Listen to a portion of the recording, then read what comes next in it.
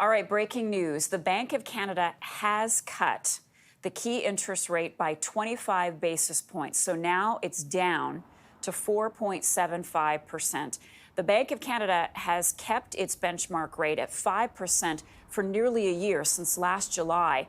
The majority of forecasters had widely been expecting a cut. This is the first cut in more than 4 years after a succession of increases.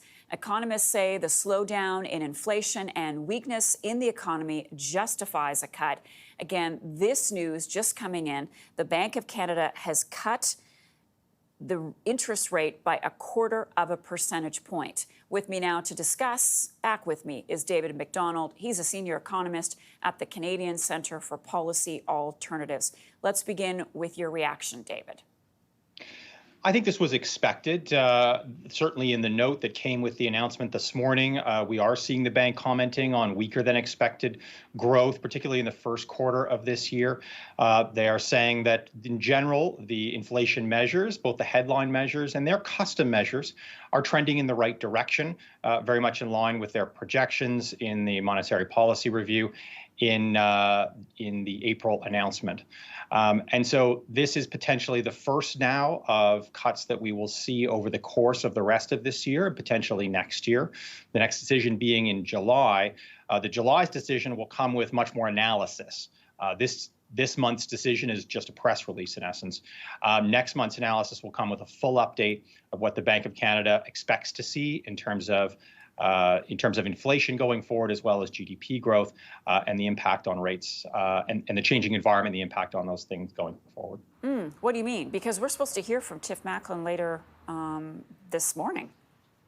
Yeah, in terms of the detailed, okay. in terms of the detailed analysis and the updates on the projections in terms of inflation and GDP and so on, those happen every second announcement, with an update in the NPR. And so we'll get that in the July announcement, and we'll then have a much better idea of what the bank is expecting for the rest of this year, 2024. Okay, so when you and I last spoke at the top of the hour, 48 minutes or so ago, we were talking about the potential impact on the housing market. Home sales in Toronto fell. They've also fallen in Vancouver.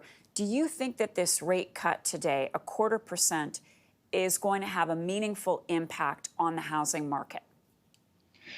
I'm not sure that the 1/4 point in and of itself is going to have a meaningful impact. It may be that people are now expecting there to be rate cuts in the next couple decisions, and that expectation might be something that will lead to higher home sales and potentially higher prices in those home sales. And we've really seen volumes collapse. We have seen house prices come down a bit, about 15% from their peak when these rate hikes started in 2022. But it's by no means a collapse in housing prices.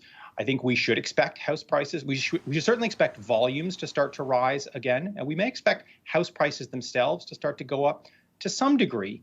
But the rapid acceleration in house prices that we saw during the pandemic, I think, is unlikely. Because even if rates come down a little bit, most folks will still be renewing at much higher rates than they started at, and will continue to be nervous that rates will stay higher for longer, which is, likely what we're going to see. We're not going back to 1% overnight rate anytime soon.